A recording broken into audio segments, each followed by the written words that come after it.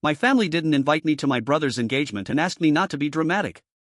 When my father told me it was just a small get-together, I believed him. It was a Tuesday afternoon when I found out my younger brother, Colin, had hosted an engagement party that weekend and I hadn't even known he was engaged. At first, I tried to rationalize it. Maybe it was a low-key thing. Maybe it was spontaneous, with just a few friends dropping by. Maybe it wasn't even really a party. I sat on the edge of my bed, staring blankly at a group photo my cousin Tammy had posted. The caption read, "Such a beautiful night celebrating Colin and Lila." There they were, Colin and his fiancée Lila, I presumed, standing in front of a large balloon arch that read "She said yes." The room was lavishly decorated, the tables were set with name cards, and fairy lights danced across a massive wooden ceiling beam that looked like it belonged in a rented venue, not someone's backyard. There were more pictures. Laughing relatives, some holding champagne glasses. A wide shot of the hall, filled with people I recognized from every family gathering we'd ever had growing up. Aunts, uncles, childhood neighbors, even our third cousins from Boise. But not me. I wasn't in a single photo, because I hadn't been invited. I didn't understand. Colin and I weren't inseparable, but we weren't strangers either. We saw each other on holidays. We texted sometimes. The last time we spoke had been just 2 weeks ago, when I helped him pick out a gift for Mom's birthday. Nothing about that conversation hinted at any kind of tension. I scrolled through post after post, comment after comment. People congratulating them. People tagging me, assuming I was there. People saying things like, "Wish I could have made it. Looked amazing." My stomach turned. I called my dad.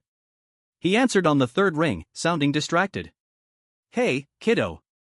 "Hi," I said, trying to keep my voice level. "I just saw the photos from Colin's party." "Oh, yeah," he said, like it had slipped his mind.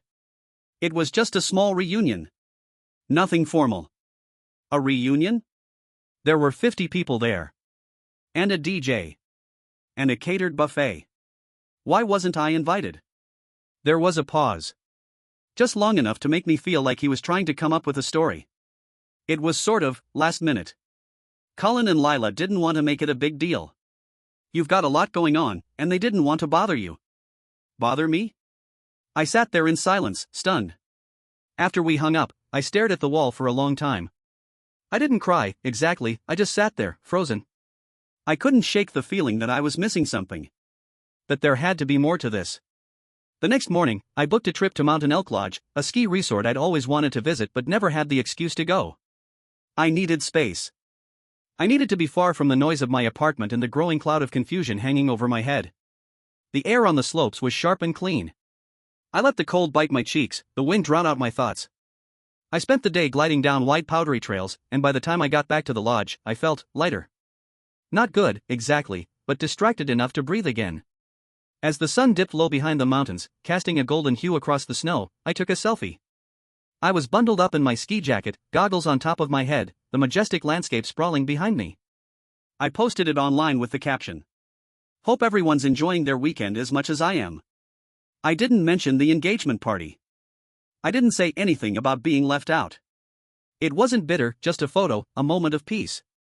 But a few hours later, my phone began to ring. First it was my dad. Then my mom. Then Colin. Then texts, so many texts, from extended family. I ignored them at first. I didn't know what to say, and I didn't trust myself not to say too much. Eventually, my mom sent me a message that said, "Call me right now. It's important." Against my better judgment, I did. She picked up almost instantly. "Madeline, what were you thinking?" My chest tightened. "What?" "That picture you posted, it looks like you're trying to make a statement."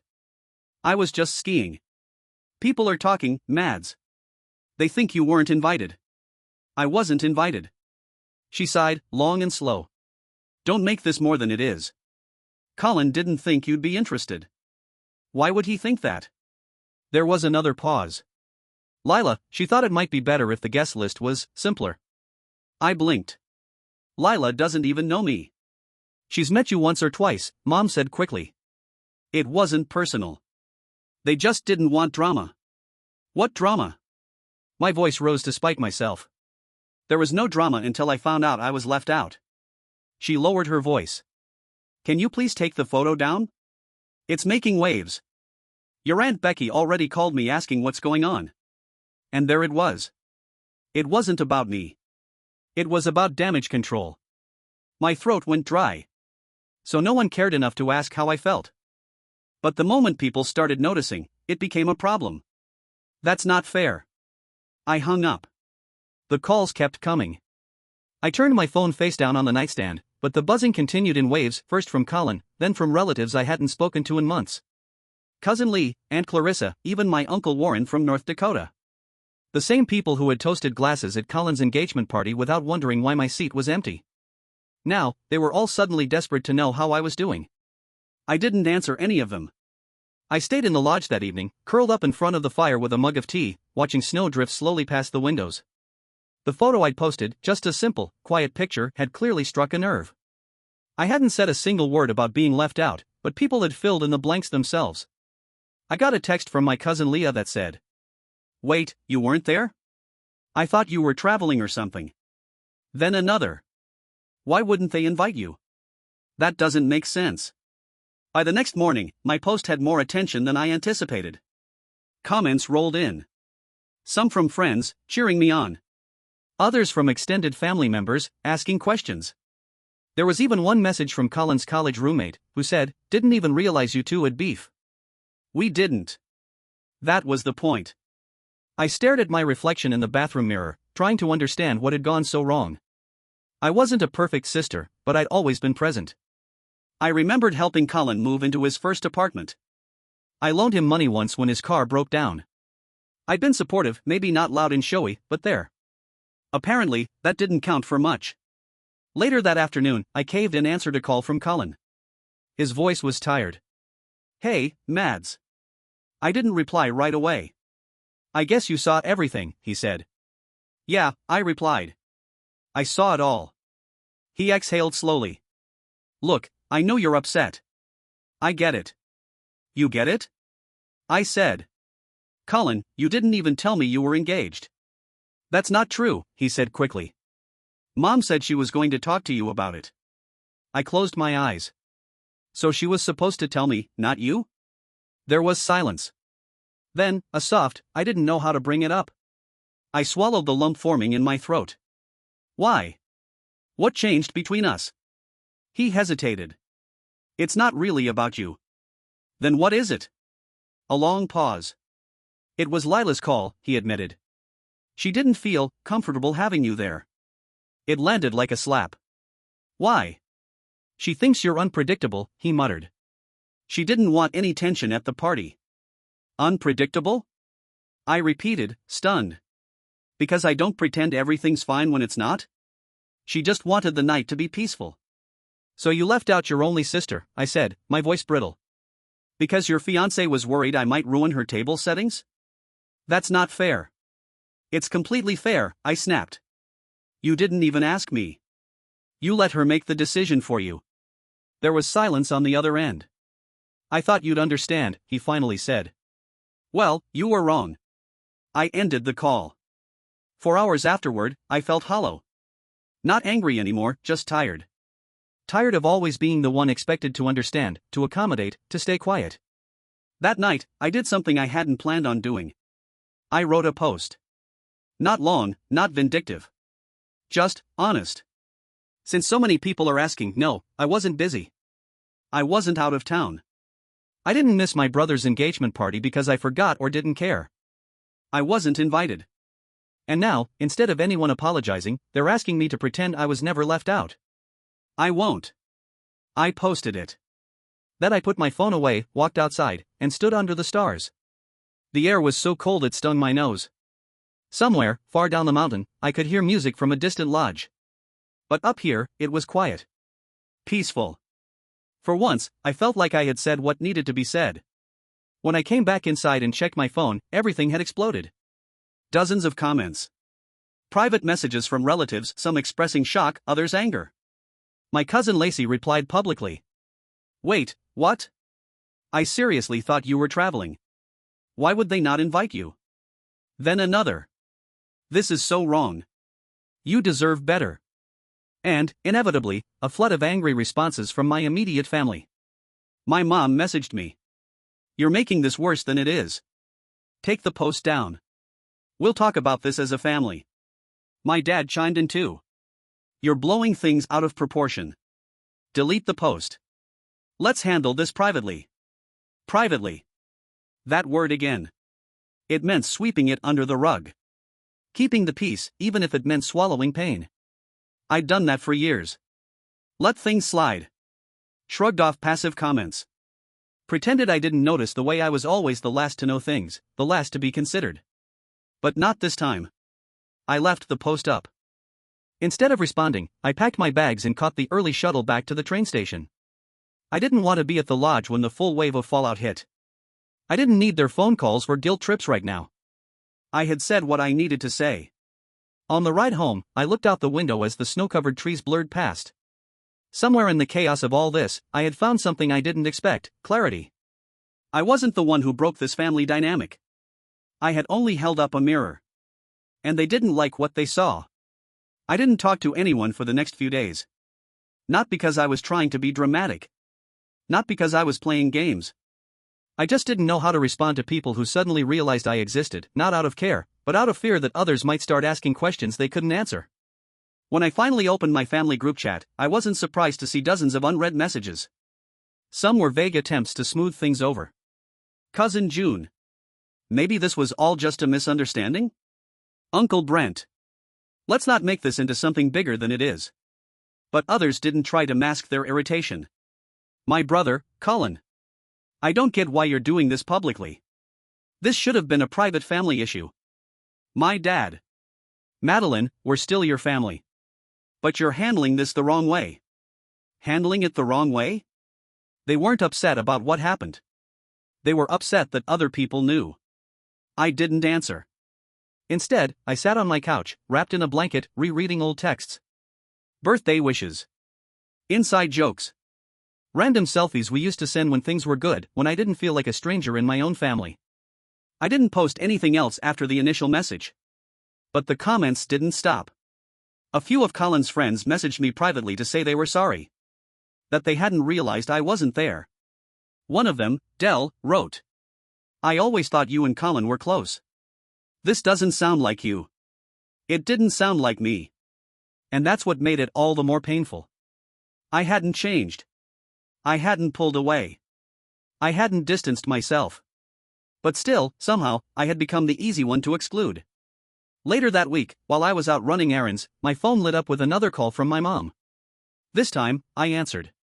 Madeline, she said, her voice low and unsteady. We need to talk. We've already talked, I said, stepping out of the grocery line and into the parking lot. No, she said quickly. We haven't really. I just want to understand. I said nothing. Why are you doing this? She asked. I let out a slow breath. Because no one else will. We're family, she said, her voice trembling. I bit my tongue, then asked quietly, did you feel like we were family when you stood there at Colin's party and said nothing about me not being there? She was silent. I continued. Did you feel like we were family when you let people assume I was too busy or didn't care? When you helped cover it up so Lila could have her perfect night? It wasn't like that, she said, barely above a whisper.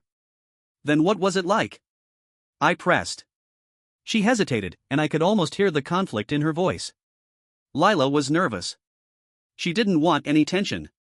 She thought maybe you'd stir something up. I haven't stirred anything in my life, I said, unable to hide the bitterness anymore. You all know that. I've never caused drama, Mom. I've kept my head down for years. But the one time I say something, suddenly I'm the problem? I didn't agree with the decision, she said. But it wasn't mine to make. But you accepted it. Her breath hitched. And now that people are uncomfortable, I added, now you want me to fix it. I'm not asking you to fix anything, she said. I want us to move forward. I shook my head slowly, even though she couldn't see it. You want to move forward without going backward first. But I can't do that. A long pause followed. Then she asked, barely audibly, what do you want us to do? I had asked myself that same question for days. What did I want? An apology? Some admission that I had been wronged? Yes, of course. But it was more than that. I wanted them to understand that this wasn't about just one party. This was about patterns. About years of being overlooked. Treated as the strong one, the quiet one, that she'll be fine on her only sibling. I want you to admit what happened, I said simply. And I want you to admit that it was wrong. There was a silence on the other end that said everything. Finally, she replied, I'm not sure everyone is ready to do that. Then I'm not sure I'm ready to pretend it didn't happen. And I hung up. That night, I got a message from Colin. Colin. I didn't think this would go the way it did. I just wanted things to be easy. I stared at the message for a long time. Easy. It was always about what was easier for everyone else. It had never been about what was right. I didn't reply. A week passed. Then 2. And in that time, I didn't hear from my dad again. Not a word. Colin sent one more message, asking if I wanted to talk things out privately, but I didn't respond. Instead, I focused on my own life. I signed up for a cooking class I'd always wanted to take. I reconnected with an old friend I hadn't seen since college. I started planning a trip to New England just for me. No distractions. No pressure. And in the quiet moments, I wrote. Not posts. Not updates. Just words. Thoughts I'd held back for too long. Memories I hadn't processed. Stories I'd told myself to make sense of a family dynamic that had never really made room for me. One evening, while sitting on my balcony watching the sunset, I wrote the following. You can only stay quiet for so long before silence becomes permission. And once you give people permission to treat you like you don't matter, they'll never stop until you stop them. I didn't post it anywhere. I didn't need to. But writing it felt like claiming something back, something I hadn't realized I'd given away.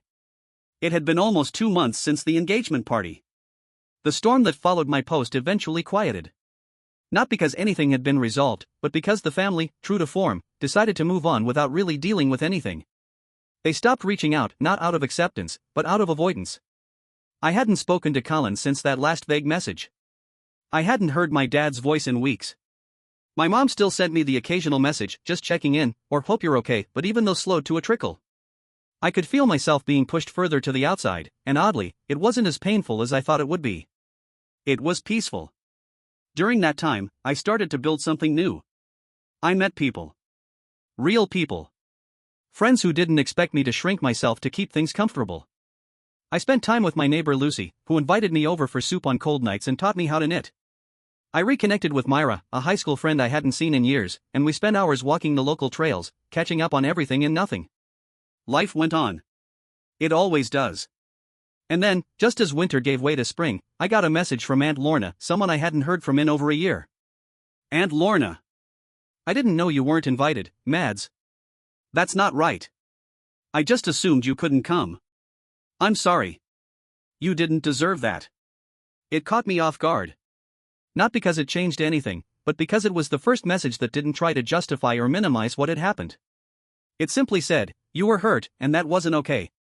That small validation meant more than I expected. And then came the news. Colin was getting married. The wedding date was set for early June, at a vineyard outside Prescott. I found out from Myra, who had seen one of the guests post about it. I wasn't invited. This time, there was no confusion. No assumptions. No last-minute text to check if I could make it. They had made a choice, again. And I accepted it. I didn't feel rage this time. Not even sadness. Just confirmation, like a door I had already walked away from had quietly clicked shut behind me. The day of the wedding, I packed a bag and drove to the coast. I stayed in a small cabin that overlooked the ocean and spent the evening watching the tide roll in and out. I listened to the wind. I read a novel I'd been meaning to finish. I called Lucy just to chat. I made myself tea and sat in silence. Somewhere, a few hundred miles away, my brother was getting married without me. And I was okay. I knew that might sound strange.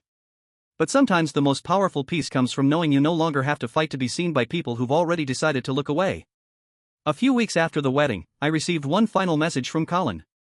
Colin. I know we're not in a great place, but I still wanted you to know I thought about you. I wish it hadn't ended up this way. I didn't answer. Because it hadn't just ended up this way. It had been years in the making.